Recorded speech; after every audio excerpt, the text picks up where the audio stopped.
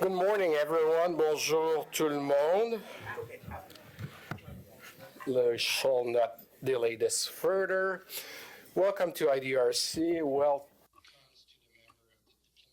Corp here with us today and distinguished guests. Good morning, welcome, bonjour et bienvenue au CRDI. I'd like to mention that by beginning, we are acknowledging that we are meeting here on the land that is a traditional and unceded territory of the Algonquin Nation. Je tiens d'abord à souligner que nous trouvons aujourd'hui sur des terres traditionnelles non cédées de la nation algonquine. My name is Jean Lebel, and I'm the president of the International Development Research Center, IDRC. As you know, we are a Crown Corporation that invests in knowledge, innovation, and solution to improve lives and livelihood in the global south. And it's a pleasure for me today with the IDRC team to co-host this event with the Center for International Governance Innovation, CG, out of Waterloo, and that is represented today with Aaron Scholl, the Managing Director and Legal Counsel, as well as Roy Culpepper, Chair of the Group of 78, a Vasa group here, well known in Ottawa, on development issues for hosting this and bringing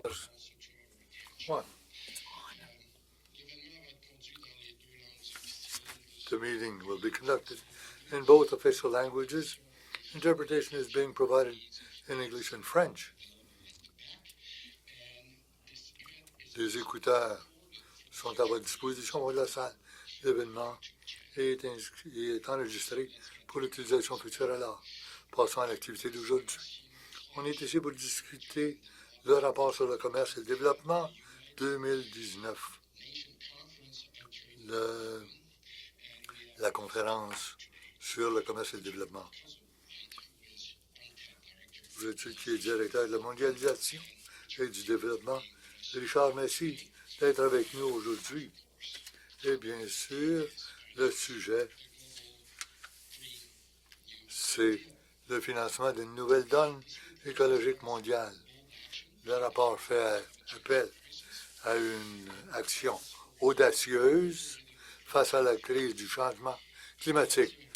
Tout ça pour financer une nouvelle donne écologique mondiale et atteindre les objectifs de développement durable. Richard va vous préparer les faits saillants du rapport et parlera des changements de cette nouvelle donne. Ensuite, la conversation va se transporter dans un panel l'animateur sera Dominique Charles, qui est vice-président de programme ici au CRD, et va vous présenter Richard et les membres du panel. Le mondial a établi une vision pour l'avenir par l'intermédiaire des objectifs du développement durable. À moins d'une décennie de l'échéance de 2030, il est clair que le statu quo ne nous permettra pas d'atteindre la ligne d'arrivée. Nous devons en faire plus et nous devons en faire plus rapidement.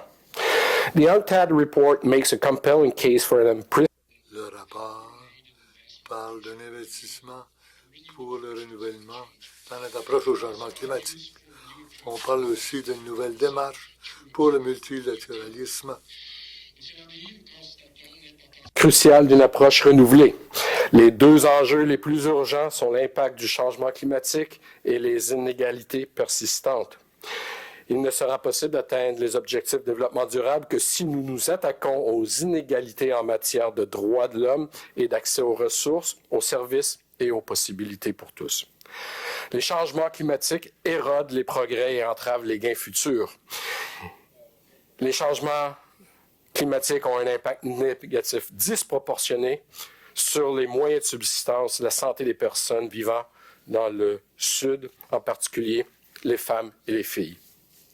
Nous devons réduire la vulnérabilité, renforcer la résilience, donner aux gens les moyens d'agir et mobiliser la société civile, le gouvernement et le secteur privé pour réduire les répercussions et mettre un terme à l'accumulation des gaz à effet de serre. IDRC remain a committed partner in efforts. Le CRD est un partenaire qui travaille à ces défis et aux solutions.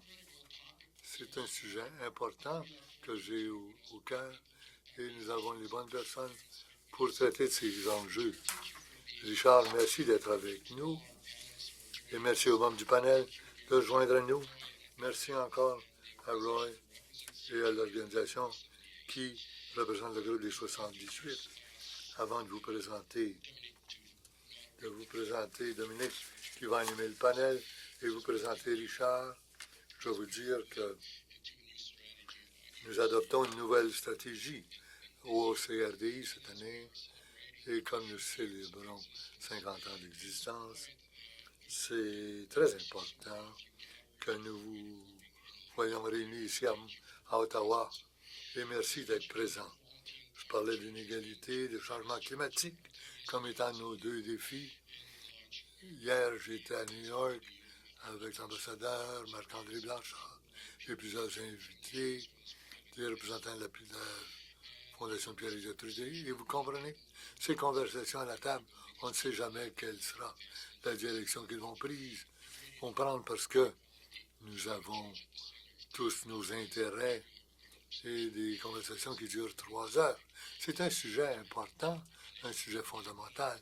Et si on est pour l'attaquer avec de nouvelles idées, de nouvelles solutions découlant de notre recherche, on va vraiment avoir de vrais défis à relever, pas seulement au pays, mais à l'échelle planétaire. Richard, merci beaucoup d'être ici. Et maintenant, Dominique, je vous laisse faire les présentations.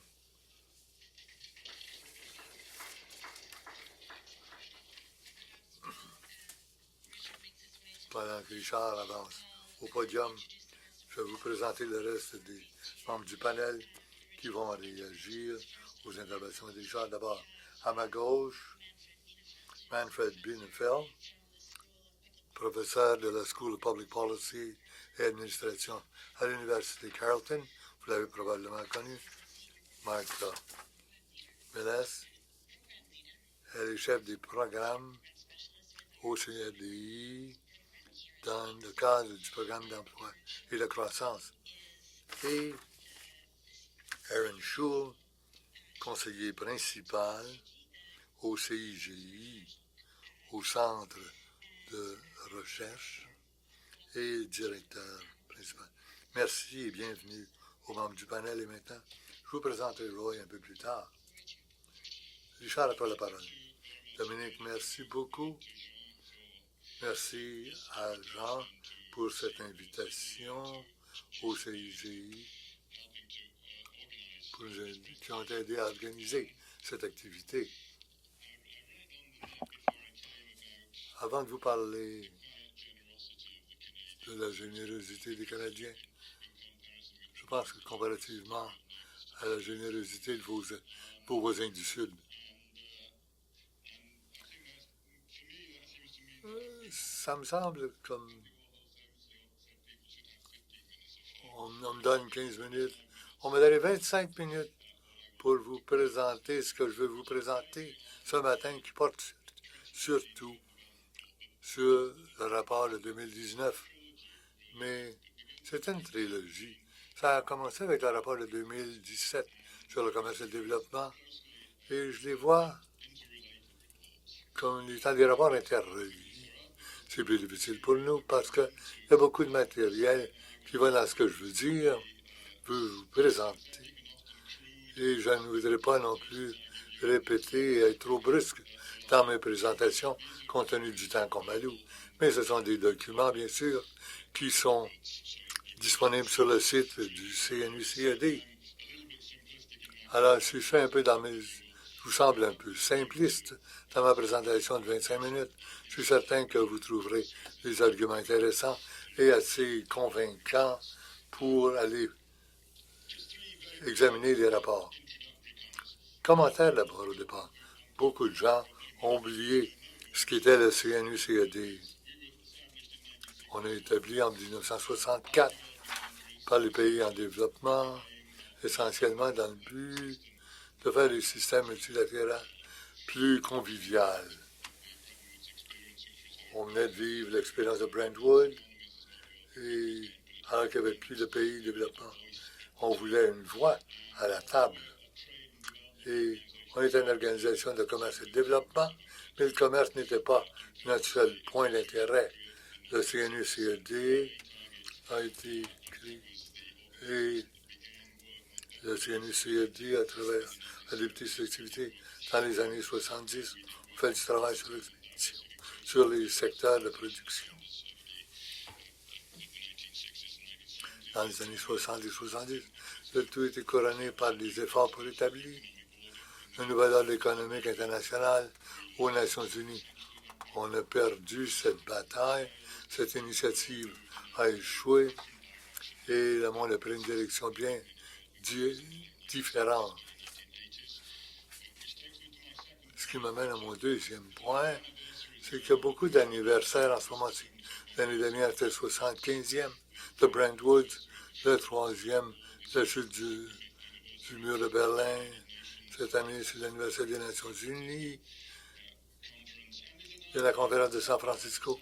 Il y a une idée comme quoi on a vécu 75 ans de travail continu, de peaufinement du programme. Ce n'est pas notre narratif au CNU-CLD. Il y a le multilatérisme qui découle et qui n'a rien à faire avec le genre de multilatérisme qu'on a retrouvé dans le temps de Bretton Woods. On a utilisé le terme un peu comme on parle d'hypermondialisation pour faire allusion au changement dans l'économie mondiale, le genre de multilatérisme qui se manifeste depuis 30-40 ans. Je ne veux pas aller dans le détail, mais en quelques mots, l'hypermondialisation, c'est une combinaison des politiques économiques, de la finalisation et l'entrée en vigueur, la concentration d'activités économiques très holistiques et des marchés régis par des sociétés très puissantes. Ce sont les trois genres de forces qui ont influé sur le genre de multilatérisme dont je veux parler. Et l'échec, les promesses à longue, la création du G20, qui d'une façon ou d'une autre allait changer notre façon de réagir. On allait faire quelque chose de différent dans le cours des années futures. Il y aurait un nouvel ordre économique et financier. Gordon Brown a parlé d'un nouveau Bretton Woods. Ça ne s'est pas produit. La dernière décennie, à notre avis, est perdue au multilatérisme et je veux me concentrer sur cela dans mes commentaires. J'essaie de décrire l'année actuelle. C'est pas facile parce que depuis 10 ans, ça n'a pas été facile. C'est dominé par l'hypermondialisation, dominé par une concentration du marché assez forte et le capital général est inchangé. Les contrats sociaux font toujours victimes d'érosion.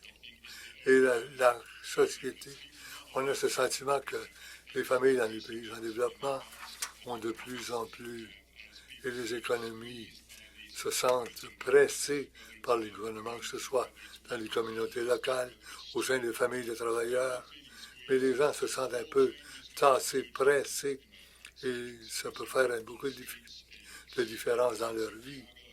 On le voit à Santiago, où il y a des petites obligations, des petites augmentations. Oui. On l'a vu au Liban, on l'a vu en Afrique du Nord. Ce sentiment d'anxiété est un élément marquant de la dernière décennie. Ensuite de ce que nous croyons être un facteur dominant dans le monde de l'hypermondialisation. Un monde où une combinaison de fort crédit et d'un comportement à la recherche de loyer, une maximisation de la rente. C'est un processus de croissance où on s'approprie des choses. On utilise une certaine terminologie. C'est un âge d'extraction. Ce n'est pas surprenant quand on extrait de nos citoyens pour adopter une attitude de maximisation de la rente. On est à l'aise d'extraire de l'environnement. Et les problèmes dans l'environnement vont au-delà. ce processus de croissance qui est fondé sur l'extraction a eu des répercussions dévastatrices. Cette combinaison d'échecs économiques donne lieu à cette crainte qu'on est dans un âge d'extinction, alors que les gens essaient de prévoir. Experiences that we've seen. Avec le genre d'expérience qu'on a vues se sont matérialisées au cours des 30 ou 20 dernières années. Et ce n'est pas la conséquence de des poussées technologies ou d'une répartition du travail international compliqué qui a émergé. C'est la conséquence d'un ensemble de règles du jeu, un jeu qui est truqué pour favoriser quelques personnes et vraiment au grand désavantage de tous les autres. Et ce sont les règles du jeu de la mondialisation sur lesquelles on doit se pencher plutôt que d'avoir les débats qu'ont les économistes au cours des dernières années. Est-ce que c'est le commerce ou la technologie qui ont été les moteurs de ces problèmes? C'est vraiment, ce sont les règles du jeu qui sous-tendent le tout. Et ce qu'on a montré dans notre rapport, c'est que c'est un monde où l'inégalité, l'insécurité, des niveaux très élevés d'endettement et un investissement insuffisant sont vraiment intégrés fondamentalement dans ces règles du jeu. Pour vous donner une idée des chiffres qu'on a, ici, ce qu'on montre sur le graphique en crocodile, c'est un tableau que les gens utilisent pour essayer de comprendre le début de l'inégalité par Branco di Milano, qu'on appelle le graphique en éléphant, qui examine la distribution des revenus par ménage. Ici, c'est différent. On regarde l'inégalité du point du revenu fonctionnel, donc la distribution entre les profits et les salaires. En haut, c'est la part de revenus mondial qui a été pris par les 2000 plus grandes sociétés transnationales pendant cette période. Ça a augmenté de façon très importante. Et ça correspond presque exactement à la diminution de la part qui revient qui découle du revenu pour cela. Alors, bon, c'est un argument un peu forcé, mais c'est vraiment typique d'une économie mondiale prédatrice. Alors voilà pourquoi on sert du crocodile plutôt que de l'éléphant. Le deuxième tableau ici, c'est important pour nous. En orange, vous pouvez voir la financialisation. Ce sont les actifs et passifs de l'extérieur dans les pays en développement en tant que pourcentage du PIB. Et vous pouvez voir pour les deux que la financialisation a augmenté de façon très importante ici au cours du temps. C'est un monde fortement financialisé. La grande promesse de la financialisation, la raison pour laquelle on a commencé à le faire, c'est que ça créerait un climat sain d'investissement dont on avait tous besoin pour avoir une économie mondiale robuste et stable. Mais si vous regardez la ligne foncée, là, ça n'a pas augmenté l'investissement productif. C'est une plus grande financialisation qui n'a pas été bonne pour la formation des capitaux et les investissements dans les équipements et les personnes. Et c'est vrai dans le nord et le sud. Le sud fonctionne un peu mieux pour une raison, c'est à cause de la Chine. Et je dois dire que la Chine, c'est l'exception à mon histoire. Vous voudrez peut-être en discuter. Je ne vais pas en discuter maintenant. Je sais que beaucoup de gens se demandent ce que fait la Chine. Mais je dois dire que la Chine est une exception à beaucoup des arguments qu'on présente. Et ici, quelque chose qui est très central au travail qu'on fait au CNU-CED, le monde hyper mondialisé dépend énormément sur l'endettement pour ces dynamiques de croissance. Ceci a vraiment explosé, éclaté pendant cette période de hypermondialisation. Ici, vous pouvez voir la surface orange, c'est la dette publique et en vert ou en bleu, c'est la dette privée. Tout le monde pense que c'est l'endettement public qui crée tous ces problèmes et on se penche beaucoup sur cela. Mais ce n'est pas vrai du tout. C'est l'endettement privé qui est la caractéristique dominante de ce monde hyper mondialisé. Et c'est quelque chose qui a explosé dans le nord et dans le sud. L'endettement ménager, l'endettement des sociétés financières et non financières. Voilà les moteurs. Et c'est lié à une déréglementation, les mégabanques, la multiplication ou la grande croissance du secteur bancaire parallèle. Et beaucoup de pays ont été exposés à des vulnérabilités associées à cette explosion de l'endettement au cours des 3 ou 4 dernières décennies. Et ça, c'est quelque chose qui est vraiment central au travail qu'on fait au CNU-CAD. Je ne vais pas vous en donner les détails, mais ce qu'on dit dans le rapport, c'est qu'à moins qu'on va faire quelque chose à ce sujet, vous pouvez vraiment oublier la possibilité de réaliser les objectifs de développement durable, parce qu'il y a de grandes parties dans le monde en développement qui seront incapables, à cause de leur profil d'endettement, à réaliser les 16 objectifs. Ils ne vont même pas réaliser les premiers 4 ODD sur la pauvreté, la nutrition, la santé et l'éducation. Alors, c'est un travail qui est vraiment central ici. Alors, ces chiffres que vous connaissez tous, je crois, quant aux origines de la crise climatique, le processus de croissance animé par le carbone et qui est devenu une caractéristique des économies en développement pendant cette période d'hypermondialisation. Ce qu'on oublie, c'est que ce qui est au centre, tout le monde parle de la montée de la Chine et que la Chine doit en faire plus. Mais si on pense aux émissions par habitant, c'est un problème qui a commencé dans les économies très développées et continue à être dominante dans ces économies-là. Et de notre point de vue, en tant qu'agence de développement, à moins que le monde développé prend au sérieux ses engagements par rapport aux émissions, ça sera très difficile de progresser. Les conséquences de cela, de cette croissance, c'est, vous savez, qu'on nous a demandé d'être plus hipster aux Nations Unies et faire des PowerPoint animés. Je sais cela, mais c'est pas très impressionnant. Voici les manchettes dans les médias, les répercussions d'une croissance fondée sur le carbone, l'acidification des océans, les événements météorologiques catastrophiques, la dévastation de grandes surfaces de la Terre. Et ça, voilà mes tentatives de me faire hipster dans mes techniques. Un livre qui est vraiment alarmant, c'est celui de David Wallace Wells, qu'il a écrit l'année dernière, je crois. La Terre inhabitable, non habitable, et qui parle de ses répercussions en grand détail. Alors, c'est clair qu'il y a ce lien entre la croissance axée sur le carbone et la dégradation climatique qui présente un danger réel. Voilà une description assez sommaire de la situation dans laquelle on se trouve. Et on sait ce qu'on doit y faire. C'est par un effort d'investissement massif dans toutes sortes de biens publics pour régler les problèmes d'inégalité et d'effondrement climatique. Et on sait que ceux-ci sont des grands défis quant à l'échelle. La Banque mondiale parle de milliards de dollars, sinon des trillions. Voici quelques chiffres présentés par les collègues aux Nations unies à New York.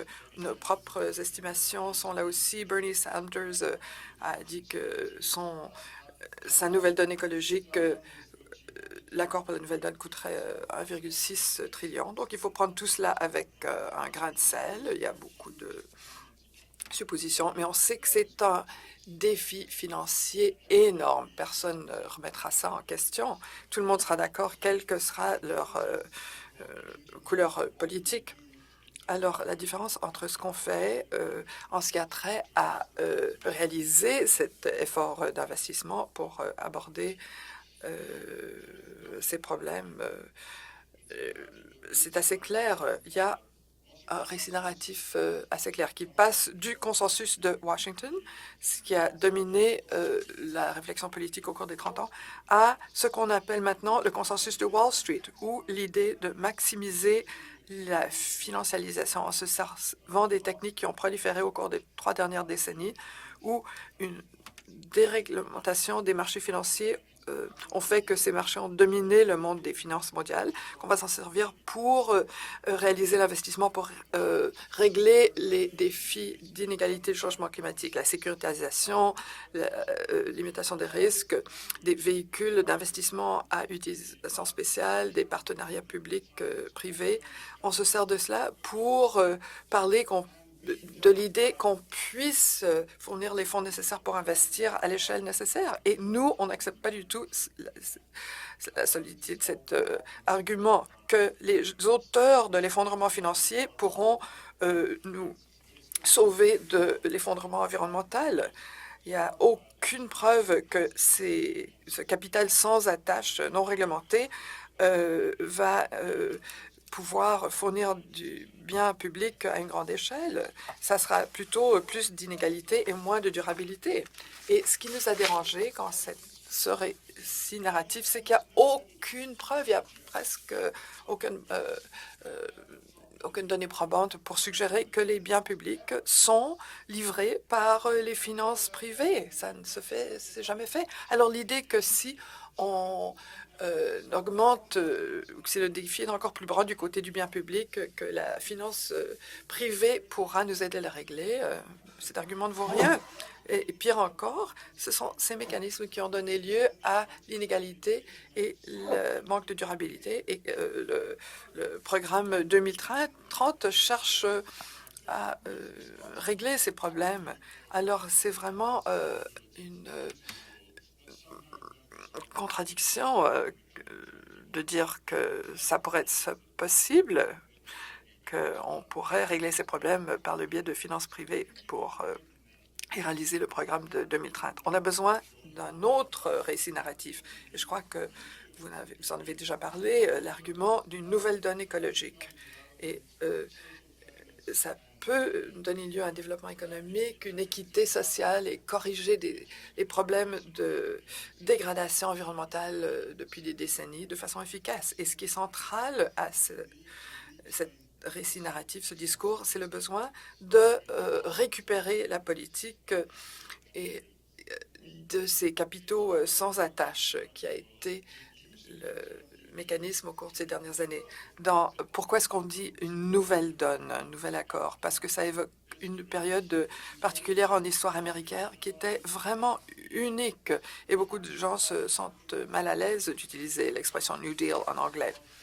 Et parce que c'était vraiment une période de transformation et parce que Roosevelt comprenait que pour avoir un programme de transformation, il fallait s'attaquer aux personnes qui avaient des intérêts directs dans les années 30, comme c'est le cas maintenant au début du 21e siècle. Et donc, on peut défendre cela, mais je ne vais pas en parler trop maintenant. Mais il y a certaines personnes qui se sentent mal à l'aise avec l'expression du New Deal. Et nous pensons que c'est utile s'en servir pour comprendre le défi, mais aussi pour parler aux pays en développement et obtenir qu'ils se rallient à ce défi. En ce qui a trait aux éléments de ce New Deal, que ce soit Ocasio-Cortez aux États-Unis ou le Parti travailliste du Royaume-Uni ou la Commission européenne, qui a maintenant créé une nouvelle donne écologique européenne. Les éléments sont tous semblables. C'est le besoin de mettre fin à l'austérité. On ne peut pas avoir ces transformations structurelles dans un monde qui est dominé par l'austérité, des mesures d'austérité. Donc, il faut aller au-delà de ça. Une croissance axée sur le revenu, sur les honoraires. Les défenses publiques sont cruciales pour passer de carburant fossile à l'énergie renouvelable. Ça doit être fait par augmenter les dépenses publiques de façon importante. Il y a aussi la montée de l'économie bienveillante. Alors, augmenter les dépenses publiques sur les biens et les services, une imposition directe progressive, y compris taxation du carbone. L'investissement privé a un rôle à jouer dans ce monde, mais c'est un investissement privé qui est bien délimité par des politiques alternatives dont les gouvernements doivent se servir et augmenter l'investissement public. C'est donc quelque chose qui est mené par la demande plutôt que l'offre où les partenariats publics-privés nous ont amenés. Et on a besoin d'une politique industrielle. Nous, au CNU, CED, nous pensons que chaque pays en voie de développement qui a réussi s'est servi de politique industrielle et ça fera partie de chaque nouveau deal, qu'il soit aux États-Unis, en Tanzanie ou au Pakistan. Le système de crédit domestique ou national doit être remanié pour s'assurer qu'il offre le crédit aux bons endroits pour satisfaire les besoins en investissement dont on a besoin. Je vais en revenir bientôt. Et il doit y avoir beaucoup de coordination politique. C'est pas seulement la politique industrielle, politique financière, politique commerciale. C'est un cadre intégré de politique pour composer avec une transformation structurelle massive. Donc, on a besoin d'institutions qui peuvent coordonner les politiques. Et la question qui émerge constamment quand on présente ces arguments grandioses, c'est où est l'argent? On ne peut pas se le payer. Est-ce qu'on peut se le payer?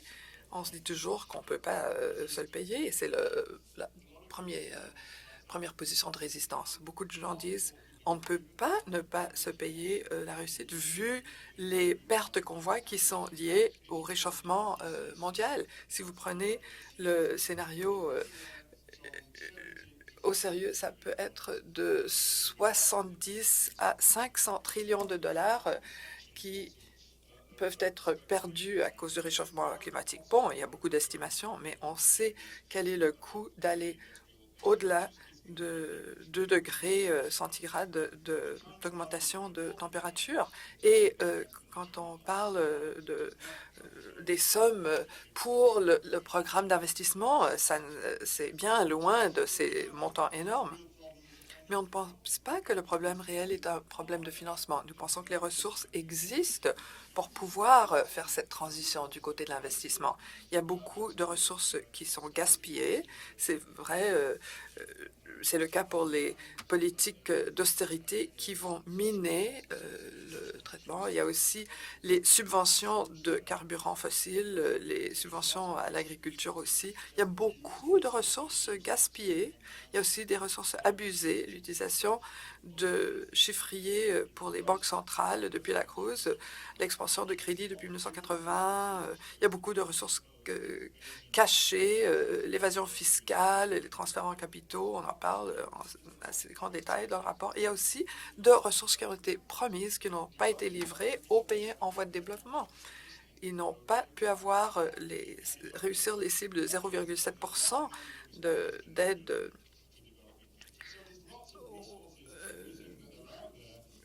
au développement, aide étrangère au développement. Alors, il y a d'autres gens qui ont réalisé des calculs semblables. Votre compatriote Naomi Klein, dans son livre récent intitulé « This changes everything », ceci change tout,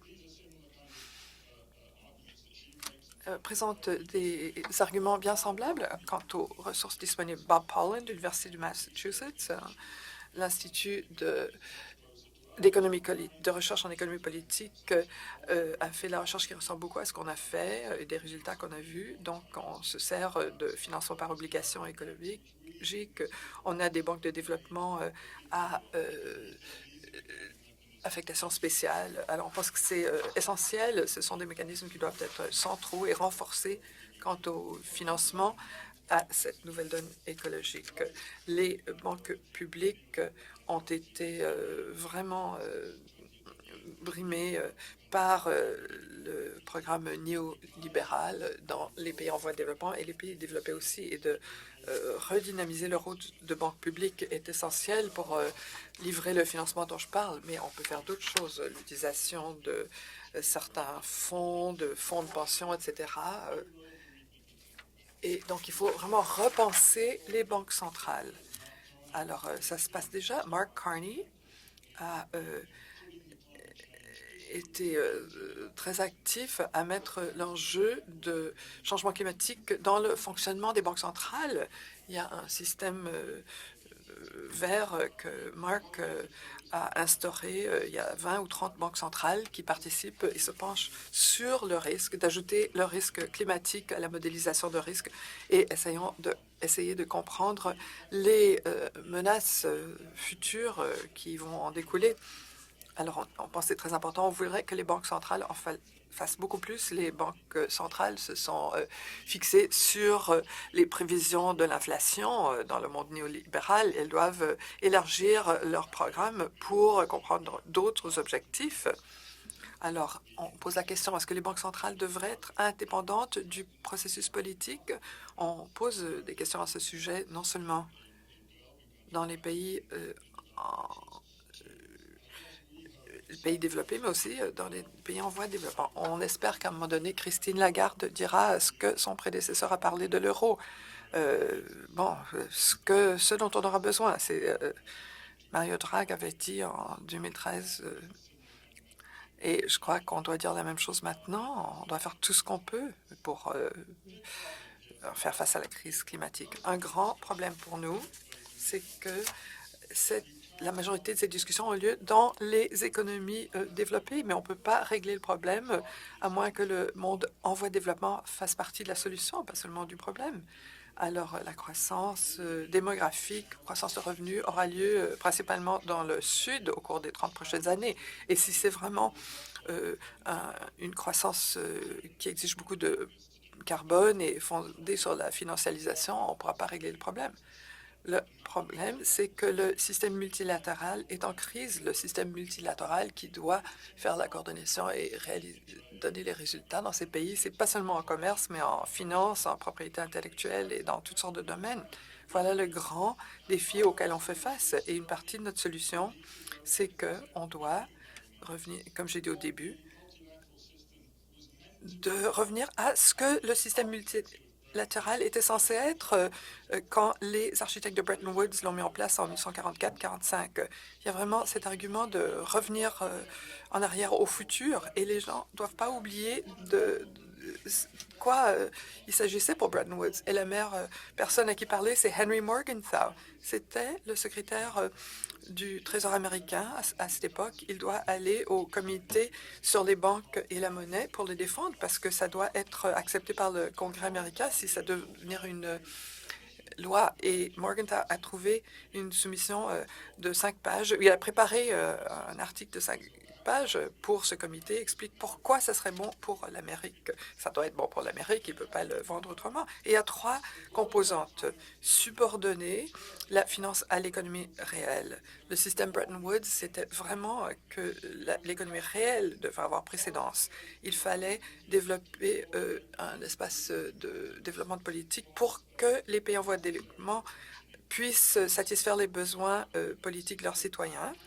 Donc, il fallait pour avoir un développement inclusif, on ne pouvait pas avoir l'intimidation des faibles par les forts. On devait avoir des balises pour s'assurer que les partis solides, que les gens ne pouvaient pas gagner leurs arguments par la force. Voilà ce que Morgenthau comprenait quant à Bretton Woods. Et si on pense à ces 3 choses-là, le système existant fait tout à fait le contraire de ces 3 choses.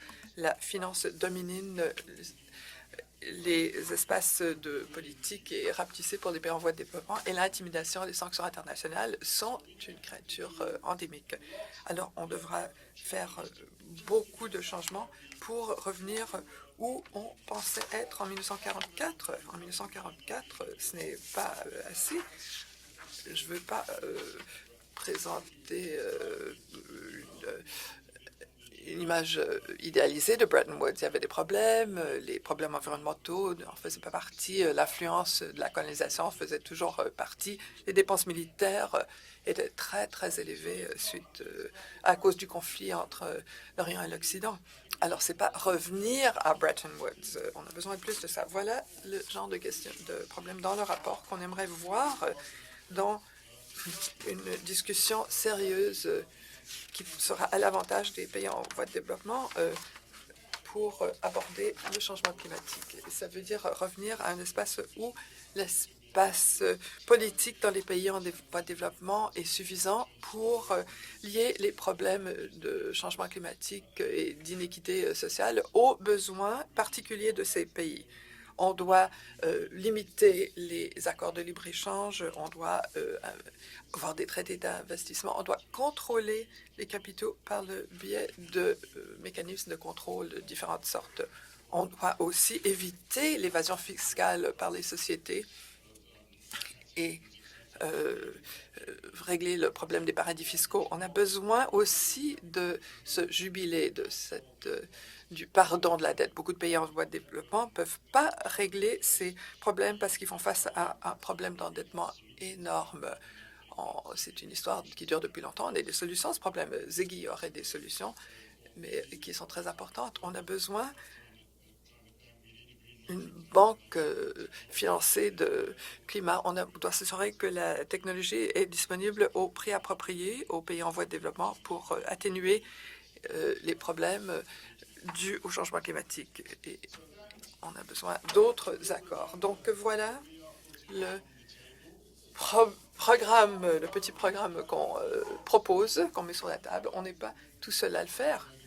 Alors, on a toujours une réaction négative, surtout des pays du Nord, les gouvernements des pays du Nord. Mais on n'est pas seul à le faire.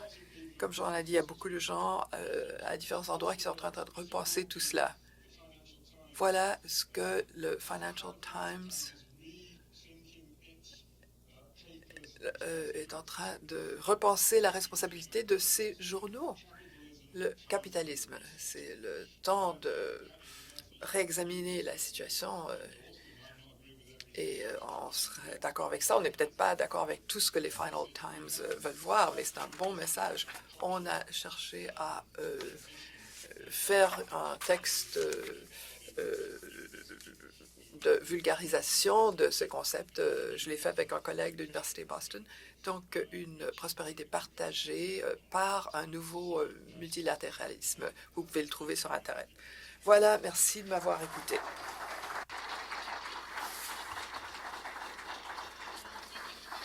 Merci beaucoup.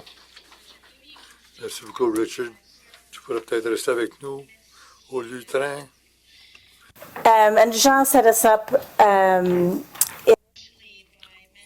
Au départ, on n'a pas mentionné que le CRDI pensait à notre stratégie régie par les défis que posent ces éléments que Richard vient de nous présenter. Comment avancer, comment en arriver à un monde durable plus inclusif pour assurer plus de prospérité pour les gens qui ont du rattrapage. J'inviterai les membres de notre panel. Nous leur avons demandé de songer à cela en fonction du rapport. Qu'est-ce qui est différent à l'heure actuelle en 2020? Nous avons un programme de développement durable jusqu'en 2030.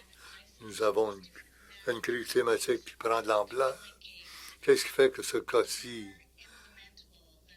est plus facilement mis en œuvre compte tenu des arguments qui ont été soulevés il y a des décennies passées? Alors, je vais commencer d'abord en vous présentant Manfred Benefield de l'Université Carleton.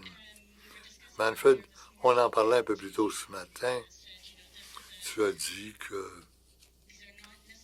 ce ne sont pas nécessairement de nouvelles propositions. Le monde, par contre, est bien différent de ce qu'il était avant les propositions. Et le défi dont nous sommes confrontés quant à la mise en œuvre, le défi est important, il doit être documenté. Mais aussi, il faut avoir les vues un peu futures. Alors, que penses-tu de ce défi que pose la mise en œuvre? Ben, d'abord, merci à Richard pour sa réalisation très intéressante, très importante. Nous avons été pris au piège dans notre monde et à l'occasion, j'essaie de faire le lien avec un monde où pendant des décennies, les politiques, on a poursuivi les politiques en dépit de l'absence évidente d'un appui empirique à l'égard de ces politiques. J'ai fait partie d'un panel à l'université à mon retour d'Angleterre. Et les dirigeants de la Banque mondiale, un diplômé de Carleton, on a échangé sur la sagesse d'une privatisation rapide. Et en réponse à ce que j'avais dit, lui a dit, et elle voulait que l'auditoire le sache, que c'était vrai, qu'il y avait très peu de preuves pour appuyer cette réclamation, cette prétention comme quoi cette économie produirait des économies, mais elle voulait que l'auditoire soit rassuré parce que la banque s'engageait à verser beaucoup de fonds à la recherche dans ce domaine. Et en réponse à cela, j'ai dit, eh bien, c'est une révélation intéressante sur le fonctionnement du processus que la banque s'engage de façon dynamique à une politique élaborée et ensuite elle reconnaît qu'il n'y a pas de fondement empirique pour cette politique. Mais il fallait rassurer l'auditoire que la banque allait faire de la recherche. Et à la suite de cette recherche, on a découvert qu'il y avait des occasions où la privatisation avait un effet possible. Et ce qui ne m'a pas surpris. De fait, ce qu'on vit à l'heure actuelle a déjà été prévu et était prévisible.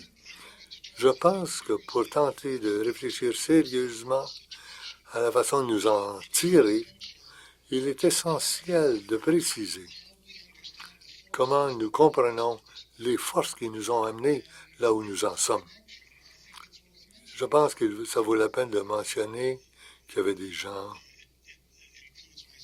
et je m'inclus, j'ai écrit un article en 86 où j'ai laissé entendre que si nous continuions dans cette voie néolibérale, éventuellement, cela nous amènerait à un point où les contradictions seraient tellement extrêmes qu'on perdrait confiance dans le gouvernement.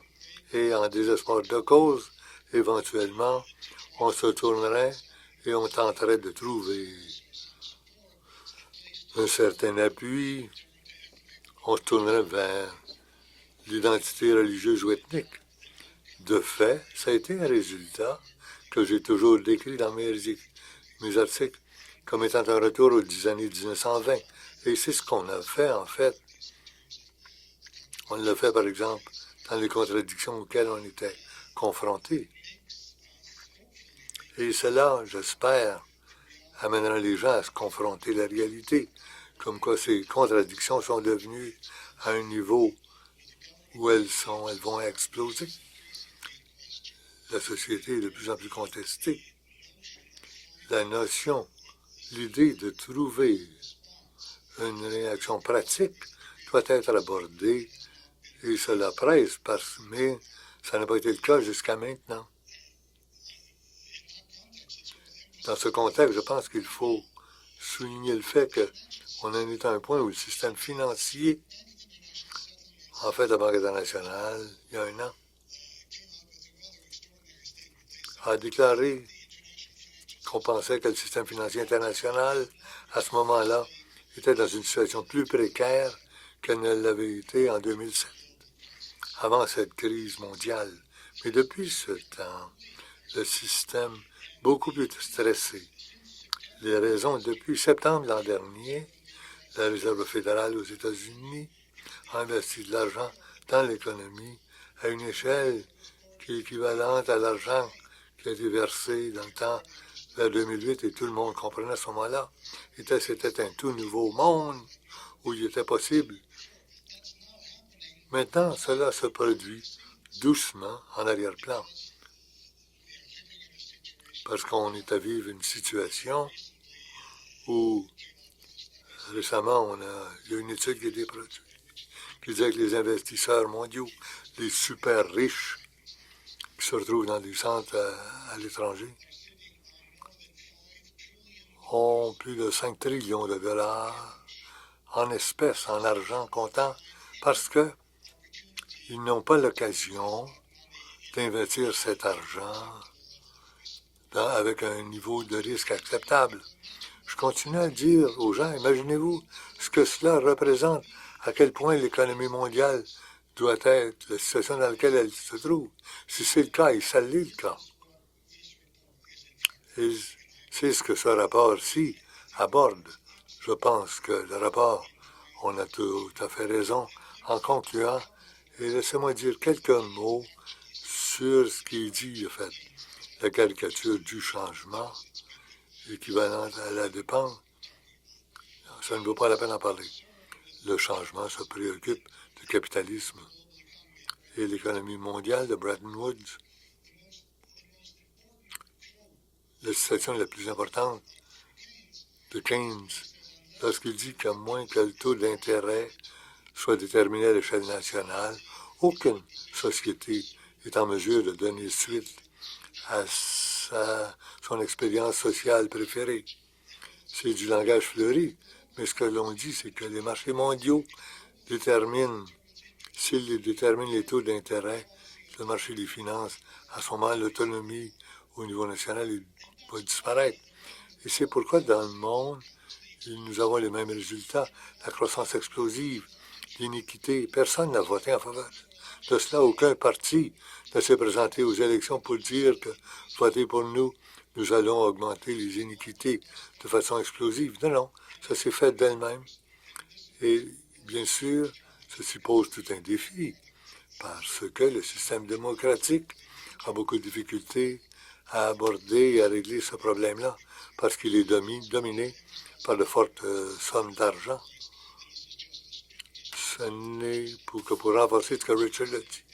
Il a dit que le but principal de ces négociations est de s'assurer que l'économie mondiale ne retombera plus dans les prises d'un spéculateur. C'est à peu près. Je vais prendre quelques secondes, si vous le voulez bien. Je pense que le défi,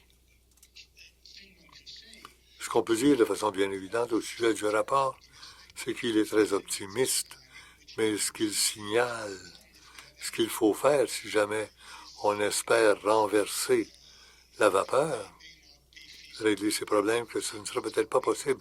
Tout ce qui se produit au niveau mondial nous dit que une meilleure coordination pour traiter de ces problèmes, à ce moment-ci, n'est peut-être pas le résultat. Mais je ne pense pas que, de fait, ce soit une critique valide. Ce qui est essentiel aujourd'hui, c'est que la colère et les désillusions qui se manifestent dans les rues, dans les pays après pays, c'est probablement une des réactions. Le Chili. J'étais persuadé, moi, que le Chili était un pays qui avait réussi à contrôler la dimension sociale de façon plus sensible, plus raisonnable, que le Chili explose comme il l'a fait, avec tellement de pouvoir et à la grandeur du pays, pas seulement qu'à Santiago. C'était un rappel que ces pressions sont présentes tout partout et qu'elles sont requises. Ce qu'il nous faut absolument, c'est de canaliser cette colère. Et c'est le dilemme historique. Dans son livre « La Grande Transformation », il termine son livre en disant que lorsque ces contradictions se présentent, on arrive à un niveau explosif, les sociétés, en fin de compte, doivent trouver des solutions. Il y a une solution facile où on resserre les contrôles, qu'on supprime la descente, ou bien il y a une solution socio-démocratique où on ouvre le processus, on change les établissements, les institutions et les structures de pouvoir de sorte qu'elles pourront encore une fois en arriver à desservir le bien-être public et les besoins des gens. Le fait que ce rapport attire notre attention sur ce besoin et nous fournit une façon de voir comment concentrer cette colère parce que il faut que cette colère soit ciblée. C'est une façon d'y arriver. Je remercie Richard. Merci beaucoup, Manfield. Et je m'excuse pour les bips sur la petite sonnerie, mais apparemment qu'on ne tient pas compte du silence. Votre position de penser comment ces défis auxquels nous sommes confrontés, qui sont des défis mondiaux qu'il faut aborder, et notamment là où la fortune est la plus concentrée, présente des défis importants dans le monde développé et dans le monde en développement. Je vais demander à Martha de nous donner peut-être quelques commentaires qu'elle a reçus dans son travail au CRDI. Elle a examiné de nouveaux modèles de croissance, de nouveaux modèles de création de possibilités pour s'assurer de réduire ces iniquités. Et le momentum, l'air d'aller qui peut exister, qui se manifeste soit par de la colère ou qui se manifeste aussi par des politiques dans une situation plus progressive qui nous assure une nouvelle vision. Merci. Je remercie aussi le CNUCLD. Merci à Richard d'avoir animé, d'avoir fait sa présentation. Je vais commencer en vous signalant quelque chose qui explique pourquoi c'est important maintenant. Ensuite, je passerai au conflit dans les pays en développement, ce que cela représente, quels sont les défis, les contraintes que nous prévoyons dans cette nouvelle donne écologique. Je pense que Richard et Manfred ont parlé en profondeur du besoin, du point de vue de nouvelles mesures, de nouvelles actions requises pour le bien-être mondial. Nous devons avoir une action audacieuse. Il faut réagir aux besoins pressants, trouver des façons étant donné qu'on est mécontent du modèle actuel. Et cela, ça résonne aussi dans le contexte des pays en développement et aussi dans la façon d'aborder les problèmes. Ils le font différemment, mais j'y reviendrai pour expliquer un peu. Autre chose importante que j'aimerais mentionner, et Dominique et Jean y ont fait allusion, qu'on place le problème. Deux questions pressantes dans le contexte du changement climatique et de l'iniquité. Ce que j'aimerais, c'est qu'on accentue le fait qu'on a beaucoup fait pour aborder et régler ces problèmes.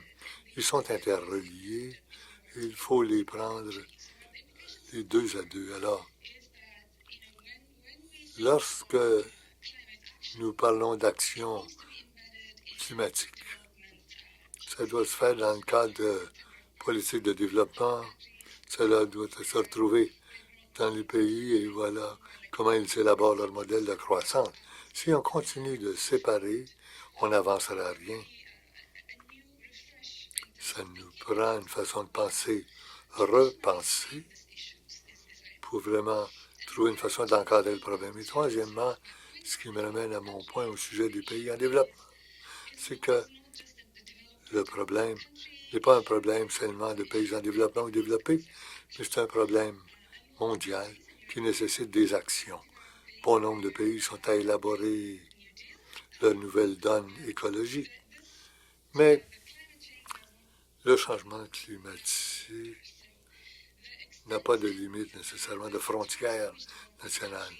Les pays en développement sont impliqués dans cette nouvelle donne écologique et la dépense est que la réaction mondiale doit devenir une réalité. Il y a des occasions, des défis aussi qui accompagnent le tout. D'abord, en termes d'occasion, je pense que c'est une belle occasion pour les pays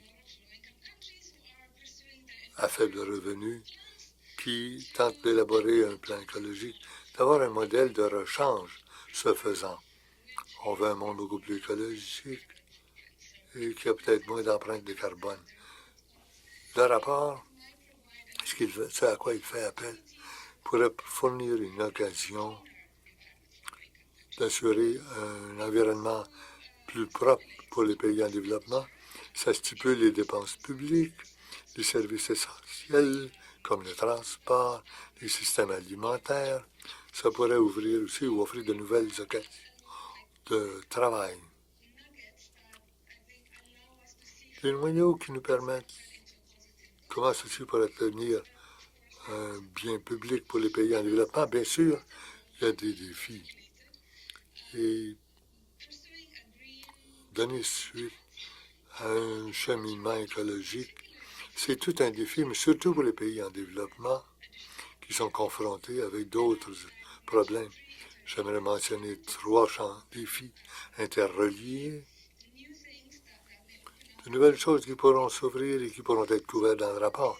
Premièrement, un défi qui se répète, c'est ce besoin de finances, de connaissances techniques pour gérer la transition. C'est important pour les pays à faible revenu. Even keep qui ont de la difficulté à continuer à aborder la réalisation des ODD, là où la grande partie de la population n'a pas d'électricité, où il y a vraiment une pénurie de services de base. Alors, choisir les solutions à faible carbonisation, ce serait refuser des sources énergétiques moins coûteuses ou les carburants fossiles qui auraient des répercussions économiques pour les personnes vulnérables. Et donc, ça impose un dilemme sur les pays, à moins qu'ils disposent des ressources appropriées, et ça pourrait vraiment empirer les disparités sociales et économiques. Donc, ça, c'est un problème. Mais aussi, de l'autre côté, d'adopter des stratégies d'atténuation. Ça exige des ressources. Donc, à moins que cette nouvelle donne écologique mondiale tienne compte de ces obstacles supplémentaires auxquels font face les pays en voie de développement, et qu'il y ait des dispositions pour cela. La mondialité de cela vraiment demeure qu'un rêve sur papier. Ça dépend de comment la communauté mondiale va répondre et combien de soutien on donnerait aux pays en développement. Et la deuxième chose, qui est une des conséquences négatives, c'est que de poursuivre une économie écologique ouverte pourrait empirer les inéquités existantes, par exemple l'inéquité entre les sexes, à moins qu'on ait des politiques qui vont aussi quelque chose qui se penche sur l'inclusivité du modèle. Il est possible que les femmes soient plus marginalisées dans la transition à une économie à faible carbone. Alors, on ne peut pas supposer que les intérêts de tous seront tenus en compte. Alors, il faut vraiment bien comprendre qui pourra en profiter, qui va y perdre. Et une troisième chose, c'est que cette quête d'énergie non renouvelable nous mène à de nouvelles sources d'énergie qui exigent le cobalt, le lithium pour les batteries que les pays en voie de développement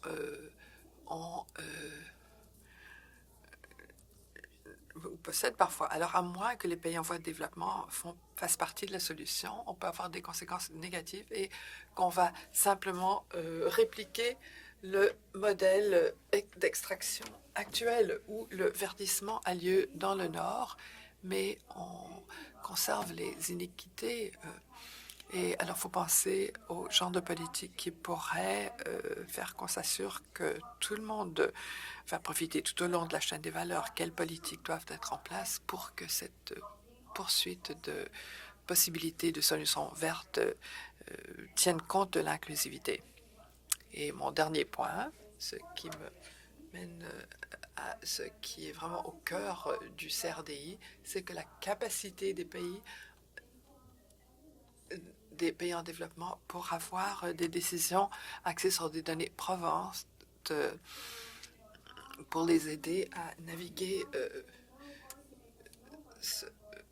ces questions. Comment est-ce que les décideurs pourront découvrir qui va profiter, qui sera laissé pour compte? Comment est-ce qu'on peut savoir quelles sont des politiques qui peuvent nous aider dans la réalisation ou mise en œuvre de techniques vertes qui seront faites pas dans un mécanisme qui va continuer à faire perdurer la situation des groupes défavorisés. Autrement, ça sera vraiment à tâtonnement. Il faut renforcer la capacité des chercheurs des pays du Sud pour trouver les données et les preuves nécessaires en tant que fondement de politique éclairée. Merci, Martha. Et, on peut parler de toutes sortes de défis auxquels on fait face, non seulement dans les tensions présentées par Richard dans son rapport, pour pouvoir accélérer la réalisation de prospérité qu'on cherche pour tout le monde et qu'on doit avoir pour améliorer le bien-être et la prospérité économique dans le Sud. Pour ce faire, on doit investir dans le développement et le rythme nécessaire, comme Martha l'a dit, peut vraiment créer des pressions sur la situation climatique. Et ce n'est pas seulement dans le Sud mondial. Il y a toutes sortes de choses qui nous échappent partout. On a la possibilité de penser à des trajectoires de développement qui pourraient donner lieu à une empreinte carbonique plus grande à court terme, mais aussi trouver moyen de faire le virement au vert le plus rapidement possible. Ce genre de discussion, de débat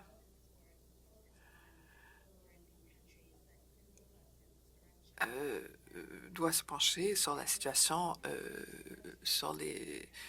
dans les pays en voie de développement. Et maintenant, je vais adresser Aaron. Certainement, le CIGI a pensé au modèle de développement auquel on pourrait avoir recours, quels sont les régimes de politique dont on aura besoin pour procéder rapidement, adopter cette orientation rapidement.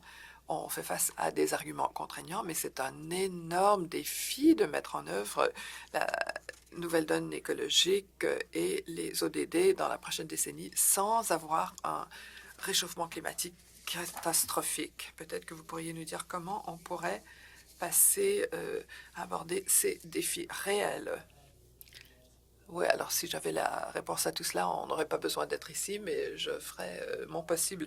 Avant de le faire, je me remercie Jean et le CRDI. C'est un grand privilège, un honneur d'être ici et d'avoir organisé cet événement avec vous, en conjointement avec vous. Alors, de vraiment rassembler tous ces gens, ça représente beaucoup de travail.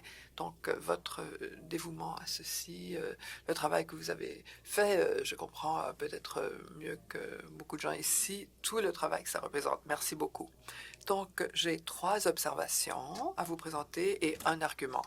La troisième observation, ce n'est pas un problème théorique. Comme Dominique l'a dit, je suis avocat, alors il ne faut pas m'en vouloir.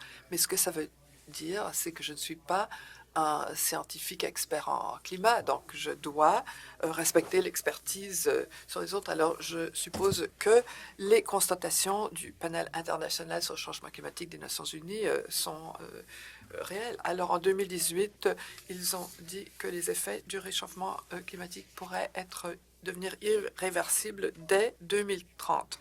Alors, imaginez la situation il y a 10 ans. Où étiez-vous? Qu'est-ce que vous faisiez?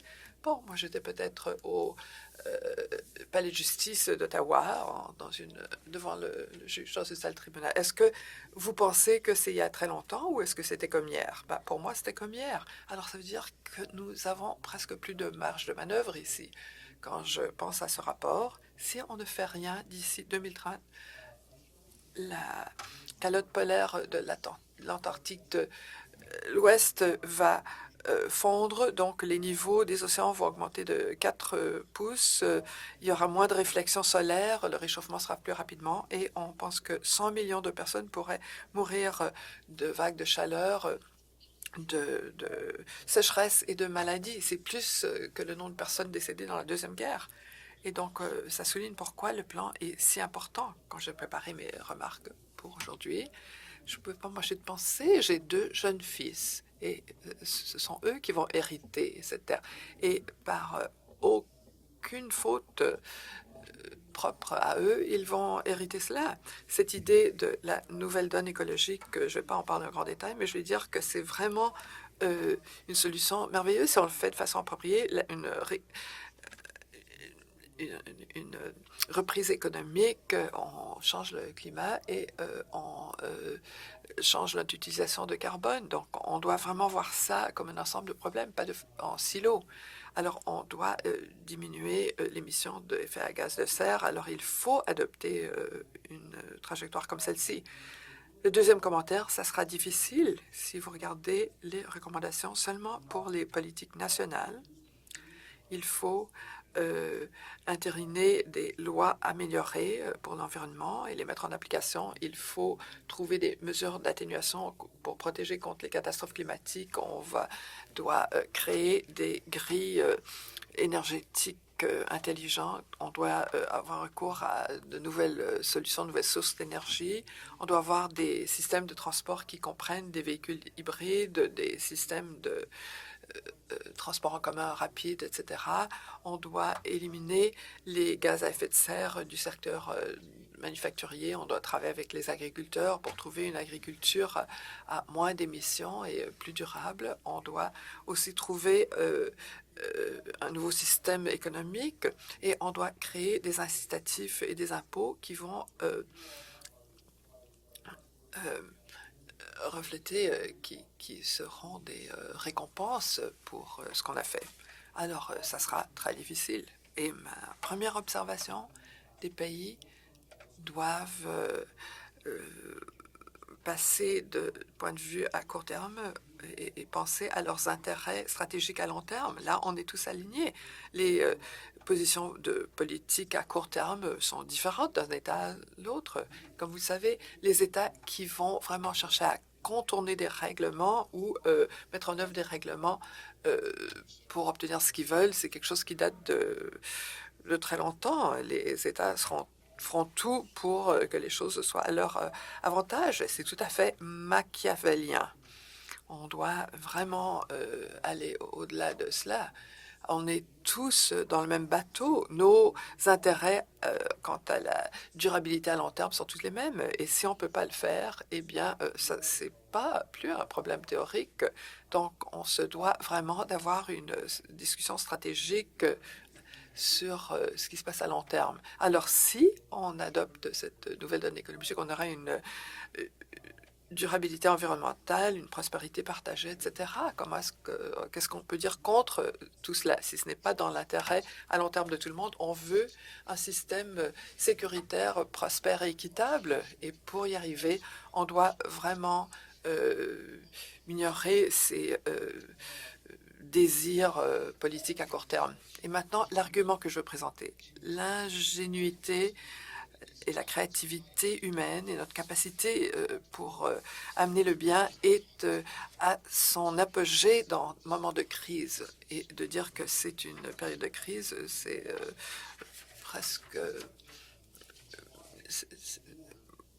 pas le dire de façon assez forte. Donc, on doit travailler ensemble pour viser ces solutions collectivement, parce que 2030, c'est presque demain. Merci, Aaron. Alors, je vais poser une question à chaque membre du panel. Je vous demande d'y répondre en 1 ou 2 minutes. Et je veux aussi vous avertir qu'on va vous consulter ici. Pensez à ce que vous avez entendu. Qu'est-ce que vous pensez du rapport, des interventions des panélistes? Donc, je vais consulter les membres du public dans 10 ou 15 minutes. Donc, si je pourrais revenir à Martha. Je vais vous dire, vu que ce que Aaron vient de nous décrire quant à l'appel à l'action, la nécessité d'un appel à l'action, et aussi l'encouragement pour dire que nous avons l'intelligence, la capacité nécessaire pour aller de l'avant. Qu'est-ce qui serait pour vous une chose qu'on devrait faire en premier quant à l'investissement ou à les questions de recherche ou vraiment un emphase, un sujet pour le développement? Donc, je pense que pour l'action, je dirais que parce que c'est un défi formidable, alors on veut souvent dire c'est trop grand, on ne peut pas s'y attaquer, et si on ne travaille pas tous ensemble, on ne peut pas le faire seul. Je dirais même si vous n'êtes pas prêt à courir pour on doit passer à l'action, même si on est en train de boiter ou ramper, et c'est mieux de le faire que de ne rien faire, que d'être fataliste. Donc, je crois que tout le monde, tous les États doivent avancer. Et quant à ce qui nous aiderait à avancer, je dirais que les données sont là et en quantité suffisante pour motiver les actions. Et bon, je peux parler pour le contexte des pays en voie de développement. Je peux dire bien ça va, dépendant du pays, quelle serait la prochaine étape, la prochaine action à entreprendre dans le pays pour y avancer. Et ça dépend beaucoup du contexte. Ça sera différent de pays en pays. Dans certains pays où ils ont déjà commencé à passer à l'action, ils ont l'infrastructure nécessaire, ils peuvent avancer plus vite. D'autres prennent de tout petits pas. Mais chaque pays doit décider pour son propre contexte quelle serait la prochaine étape qui les aiderait à avancer pour réaliser ces objectifs. Et je dis qu'on doit passer à l'action, on ne doit pas attendre que tout soit aligné. Même si on a rampé ou boité maintenant, on doit passer à l'action. Oui, je crois que c'est une question impossible à répondre. La première chose, c'est d'établir une hiérarchie, un ordre de priorité, à savoir quels sont les problèmes plus critiques que les autres, parce qu'ils ont des répercussions sur dans d'autres domaines. Et là, le rapport est très utile. Je serais très keynésien pour dire que le sujet où on doit se pencher, c'est le domaine financier, parce que le monde financier crée ou établit les paramètres dans lesquels tous les gouvernements et les personnes doivent faire leur choix. Et présentement, ce système est très, très dysfonctionnel. Richard a parlé du Financial Times, l'Economist. Si quelqu'un veut examiner cela de façon sérieusement, la London School of Economics a publié en 2010 un livre intitulé « L'avenir des finances ». L'auteur principal, c'était Adair Turner, qui était le réglementateur principal des finances du Royaume-Uni auparavant. Et si vous lisez ce livre, et vous pouvez comprendre ce que vous y voyez, vous ne pouvez pas vous empêcher de conclure que le système financier actuel ne contribue pas au bien-être mondial, n'ajoute pas de valeur à l'économie mondiale. La valeur qu'elle avait, c'est vraiment une statistique fictive. Il y a un article qui explique pourquoi c'est le cas et que ce système est un système dysfonctionnel de façon très fondamentale. Et à moins qu'on règle cette question, l'ancien économiste principal du FMI a passé une entrevue à la télévision américaine peu après l'effondrement de 2008 aux États-Unis. Donc, c'est tout à fait establishment, c'est tout à fait traditionnel. Et il a dit, les gens doivent comprendre que l'Amérique se trouve dans les prises ou entre les mains d'une oligarchie financière. Et à moins qu'on met fin à cela, les États-Unis ne peuvent pas aborder leurs problèmes économiques et sociaux. C'est pas moi qui l'ai dit, c'est lui qui l'a dit. Et j'étais vraiment abasourdi de l'entendre. Mais je dois vous dire que c'est ce qu'on doit faire. Entre-temps, on a des milliers d'autres choses à faire. On doit s'assurer que notre bateau ne coule pas. Chaque pays doit le faire doit faire son mieux pour éviter cela. Mais comme le rapport dit, il faut se pencher sur les finances, le monde des finances. Donc, aussi, ne pas rapetisser la marge de manœuvre que vous avez pour l'espace d'établissement de politique, parce que cet espace que vous avez cédé à d'autres est utilisé de façon négative par rapport au climat ou au développement ou au bien-être social. Donc, voilà comment j'aimerais répondre à cette question. Donc, on parle de faire ce qu'on peut avec ce qu'on a, même dans les contextes où il y a peu de ressources. On parle au niveau macroéconomique de la réforme du système financier et d'être plus affirmatif, sinon même agressif du côté des politiques publiques pour aller dans ce sens. Donc, Aaron, et ensuite, je donnerai le dernier mot à Richard avant de parler au public. First things first, I would make sure that every Premièrement, je m'assurerai que chaque décideur a son secteur de responsabilité, alors que le rapport, ce n'est pas comme si qu'on peut profiter de quelqu'un d'autre, mais soyons sérieux, du côté financement climatique, le plan écologique existe. Il a été créé, mais je pense qu'en 2010. Et on devrait gérer ce genre d'événement. Et on l'a négligé. Bon, les pays en développement conviennent de contribuer 100 millions de dollars d'ici 2020, mais à ce jour, seulement 10,3 milliards ont été promis et il y en a 3,5 qui ont été versés. Alors on a encore un bon bout de chemin à faire. Mais ce sont des éléments comme celui-ci où beaucoup d'étapes requises à prendre sont là. C'est tout simplement la capacité. C'est une question de volonté politique. Est-ce qu'on est disposé ou non à le faire? Et dernier commentaire, c'est à cause de la question de pouvoir régler les problèmes. Parce que dans ce pays-ci, on ne peut pas parler de changement climatique et ne pas le mêler à la politique. Alors qu'on a de la politique des politiques sans engager. La politique. Richard, commentaire sur le premier point ou sur ce qui est le plus important. La communauté internationale s'est engagée elle-même. Les objectifs de développement durable dans un programme de transformation très exigeant. Ils se sont engagés envers ça comme ils se sont engagés à Paris et au financement et au programme de développement.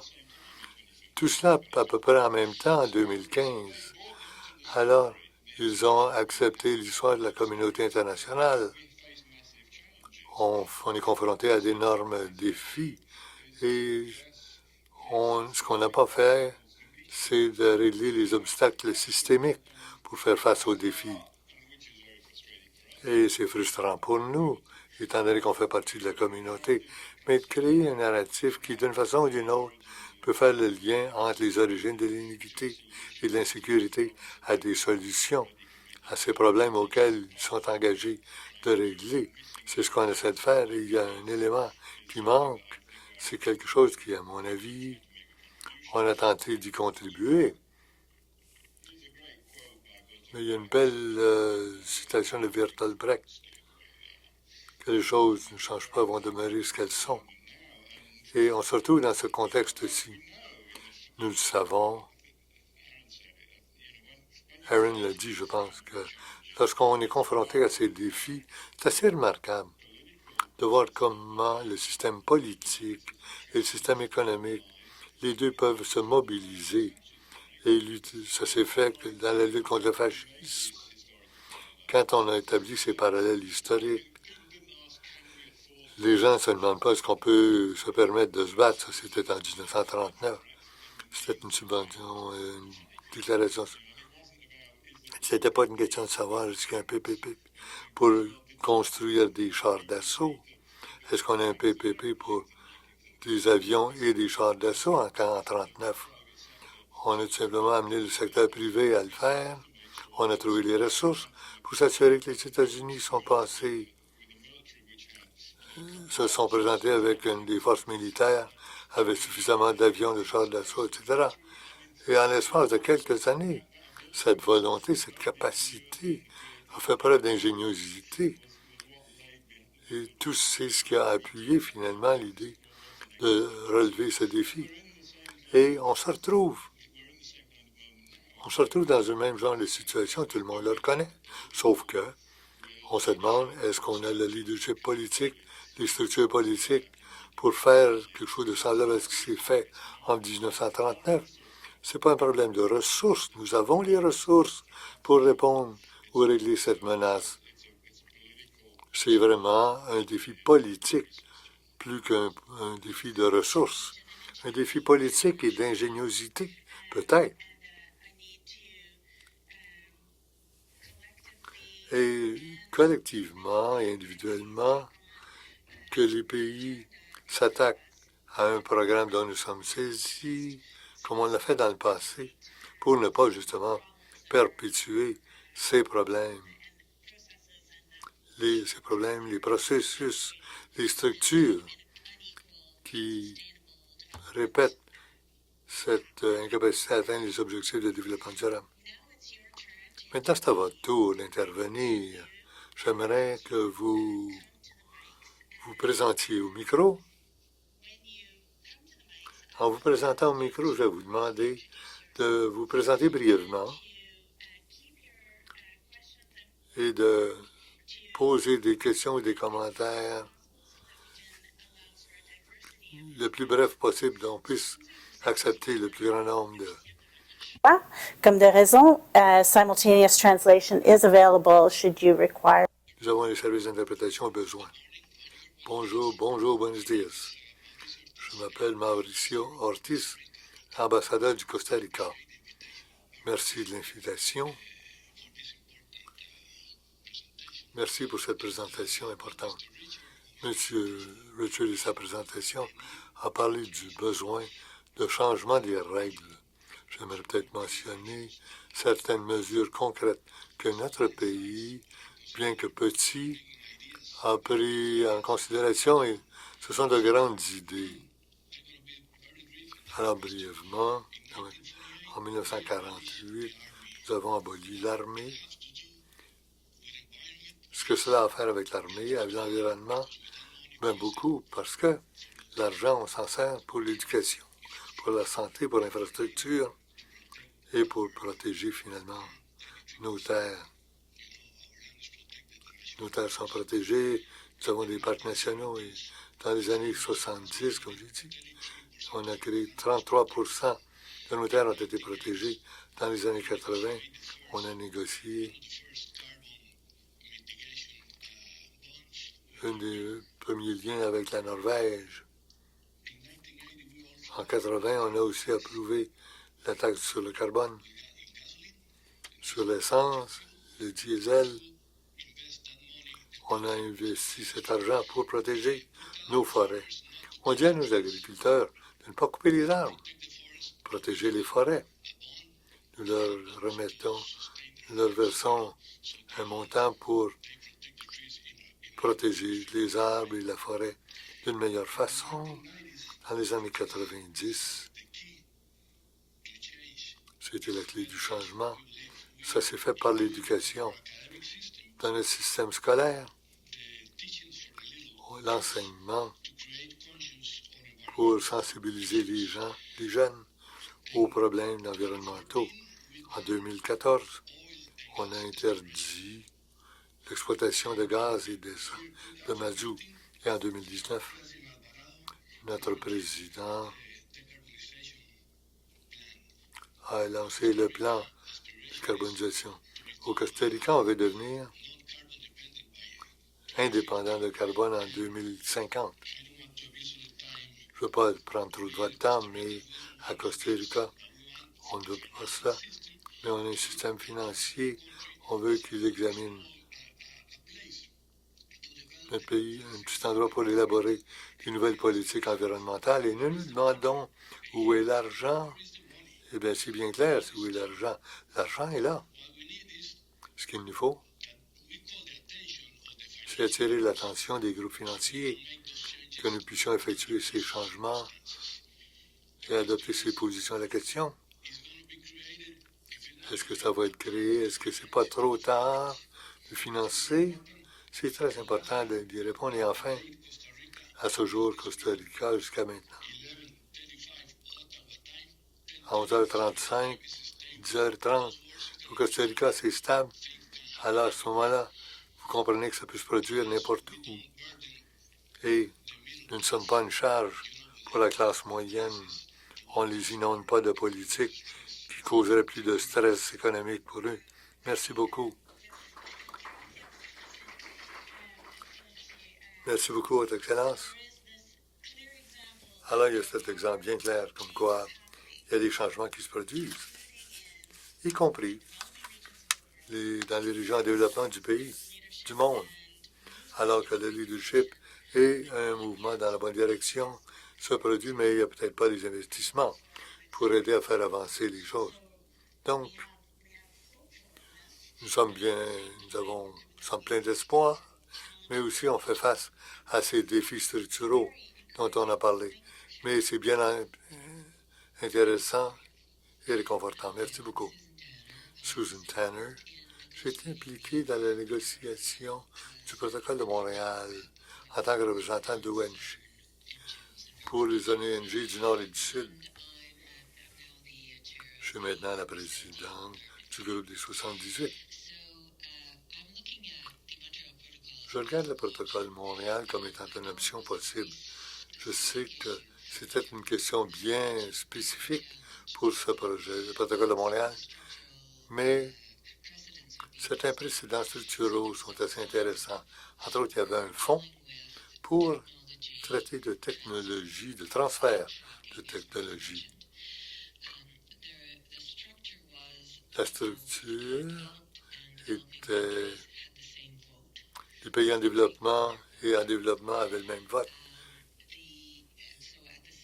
Et à la même occasion, d'un vote égal, il y avait aussi ce que j'appelle un programme d'action positive pour provoquer le changement. Il y avait aussi, c'était intéressant, l'appui industriel, c'était un facteur important. Il y avait aussi des sanctions commerciales comme mise d'application, mais je ne vois pas les sanctions commerciales comme étant le facteur important. À mon avis, le facteur important, c'est le financement de l'action positive. À mon avis, il y a des possibilités d'élargir cela ou d'améliorer et de l'appliquer au changement climatique. Je suis intéressé de savoir ce qu'en pense Richard. Une dernière question, je reviendrai au panel. Richard d'abord, et si le panel veut répondre à la question. Toby Stanger, je souhaite une organisation d'équité fiscale. Dans le passé, il y a 30 ans passé, je travaillais comme économiste en environnement. Je sympathise beaucoup avec cet argument soulevé ici. En fait, il y a une douzaine d'années, j'avais écrit un article, une nouvelle donne environnementale. À la même occasion, on a cette idée qu'on peut avoir le beurre et l'argent du beurre. Dans ces propositions d'une nouvelle donne écologique, on peut s'en servir pour stimuler l'économie à court terme, de façon importante, tout en se dirigeant vers un avenir à l'empreinte du carbone plus faible.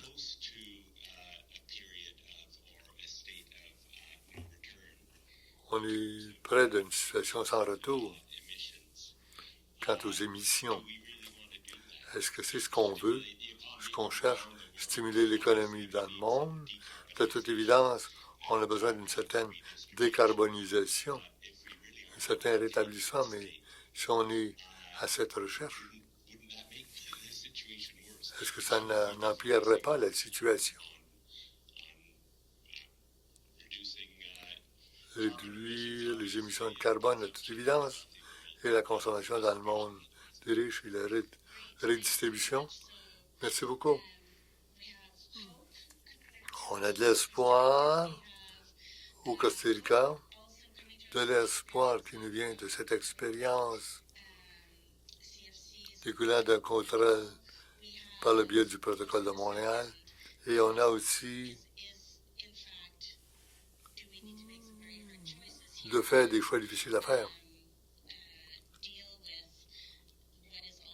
Traiter avec ce qui déjà est un monde qui a atteint ses limites. Nos façons de consommer. Alors maintenant, le panel, Richard d'abord. Avant de céder la parole à Roy Culpepper pour un mot de clôture dans quelques instants. Quelques minutes chacun. Bon. Dans l'ordre inverse, vous avez raison que notre argument est que vous ne pouvez pas avoir le beurre et l'argent du beurre. Je pense que c'est ça l'argument. La tentative dans le rapport de modeler le tout sur ce qu'on essaie de faire. Ce qu'on essaie de faire dans le rapport, c'est de créer un modèle qui appuie cet argument. On est bien sûr qu'on est convaincu de cet argument de décroissance. Comme les autres, il y en a d'autres qui ont soulevé le même exemple. Mais pour notre communauté, la décroissance, les pays en développement ne cherchent pas à utiliser cet argument. Les pays en développement vont faire de genre de redistribution qui pourrait compenser et apporter des coupures importantes dans le processus. On n'ira nulle part avec cela. La décroissance devrait-elle faire partie de l'économie avancée, de la discussion sur l'économie avancée? Dans le cadre de cette transition, enfin, c'est intéressant. Je ne suis pas convaincu par les pays en développement que ça peut être un élément important de la conversation. Mon ami Dan Periford, qui est aussi avec les discussions des nouvelles données écologiques au Royaume-Uni, au moment de la crise de 2008 au Royaume-Uni, parle plutôt que de parler d'économie statique. C'est une idée intéressante et j'essaie de m'y convaincre. Les gens de la Banque mondiale qui ont fait ce travail. Mais en tant que personne qui travaille au développement, l'argument de décroissance. Non, je sais, mais je pense que ça se lance un peu dans cette direction. Mais c'est une conversation qu'il va falloir tenir.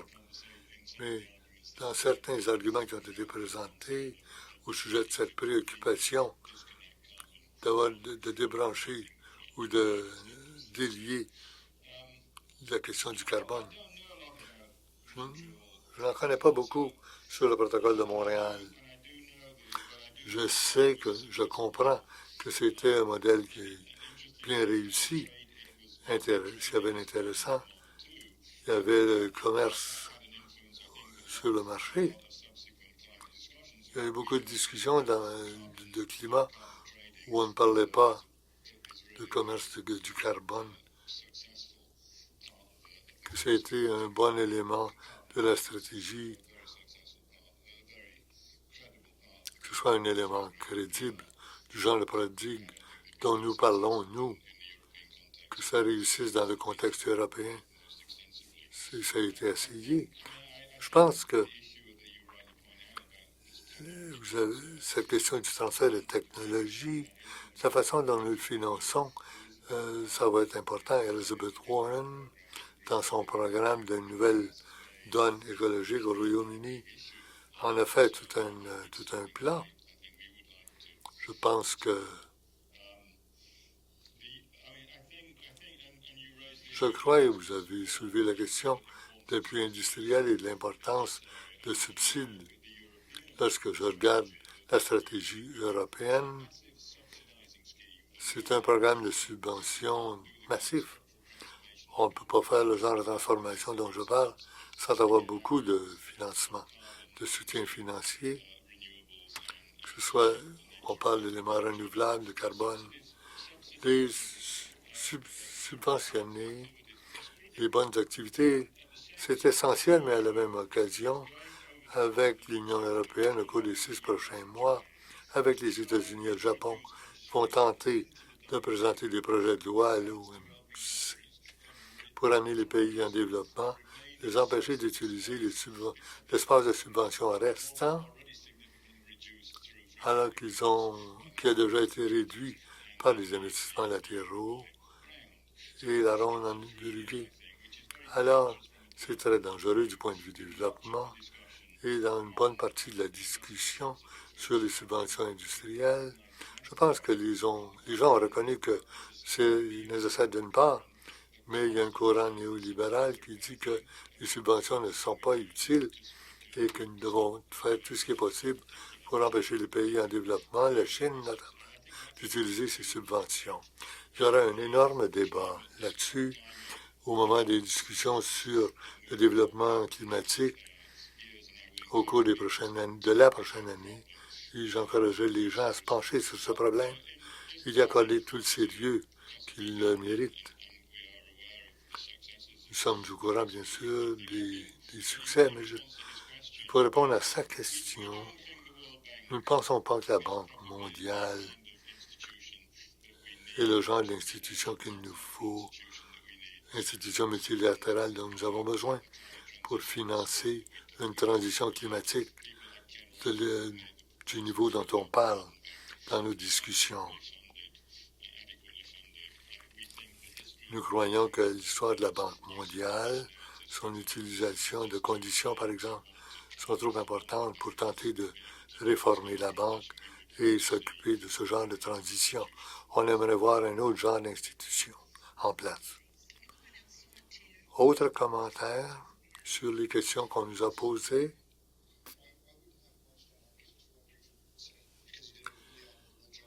Richard a bien répondu, mais peut-être un point ou deux relativement à la croissance ou la façon dont on veut saisir le tout. Ce qui importe, c'est que les gens dans le gouvernement ont des intérêts personnels. Je pensais que nous avons fait du beau travail pour le long terme. À court terme, ça pose un problème. Comme j'ai dit un peu plus tôt, quand je parlais d'intérêt stratégique à long terme, c'est facile de travailler avec ce qu'on a devant soi et c'est important de bien gérer. Pour ce qui est du protocole de Montréal, c'est des mécanismes qui ont fonctionné dans le passé, dont vous pouvez profiter, bien sûr. C'est un excellent exemple. Costa Rica, il faut les féliciter de ce qu'ils ont fait. Je devrais en parler à mon patron quand je reviendrai au bureau. Faire de la recherche importante au Costa Rica sur le Mazou. Merci beaucoup, simplement, et félicitations pour ce que vous avez fait. Merci. Le point d'Aaron, en partie de la raison qui fait qu'on se concentre sur le système financier, c'est qu'il est bien lié à la façon de penser à court terme, cette notion de rendement à court terme. Valeur des actionnaires, c'est ce qui mène un peu le système financier. Et je pense que vous avez raison que si on est pour changer d'idée, nous aurons à aborder la question du point de vue de l'intérêt. Manfred? Quelques commentaires rapides. J'ai bien aimé les commentaires sur le Costa Rica. Et aussi apprendre à se concentrer sur certains pays parce que leur expérience est tellement différente des autres. C'était une question bien vraiment intrigante, tenter de comprendre.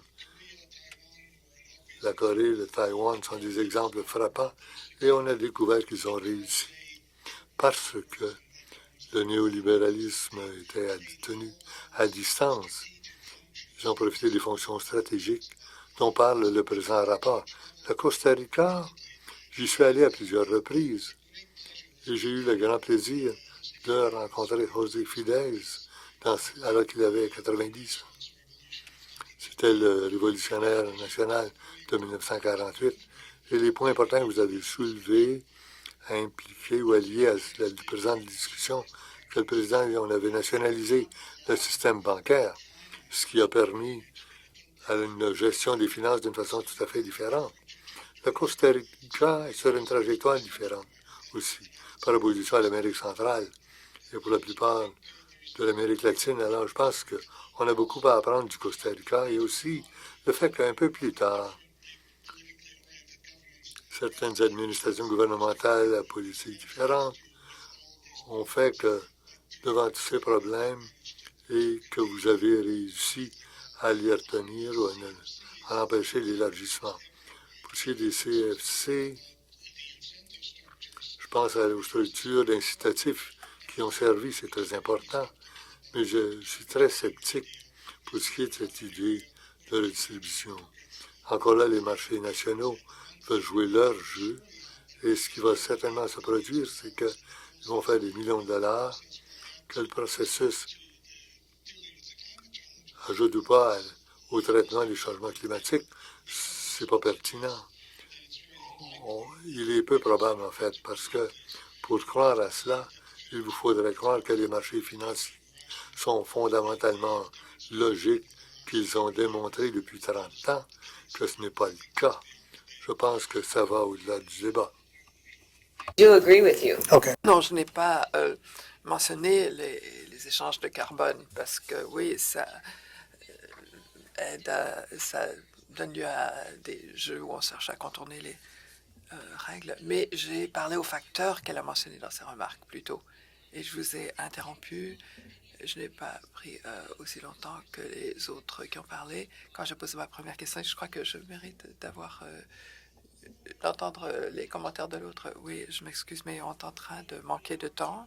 J'espère qu'on aura l'occasion de discuter plus longuement dans quelques instants à la fin de ceci. Alors, dernier mot, Martha, je crois que l'exemple du Costa Rica, et merci Susan de ce que vous avez mentionné, nous donne un exemple concret de l'idée que l'action est possible et ça revient à la volonté politique. Et je crois que pour nous, et c'est ce à quoi le CRDI va continuer à travailler, c'est de chercher des exemples qu'on peut appuyer pour une mise à l'échelle. Et on attend aussi ce point de bascule à l'échelle mondiale. On ne peut pas seulement se fier aux programmes d'ordre plus général pour attendre de passer à l'action, mais on doit avancer maintenant. Il y a beaucoup de cas où on peut apprendre, on peut voir ce qui peut être mis à l'échelle et d'examiner ces innovations inventées ou découvertes par la base, tout en faisant pression pour les changements systématiques qui seront difficiles à réaliser et vont exiger beaucoup de temps. Merci, Martha. Donc, merci à vous tous de votre attention. J'aimerais inviter Roy Culpepper pour exprimer quelques remarques de clôture et Jean Lebel a déplacé le podium. Bon, merci.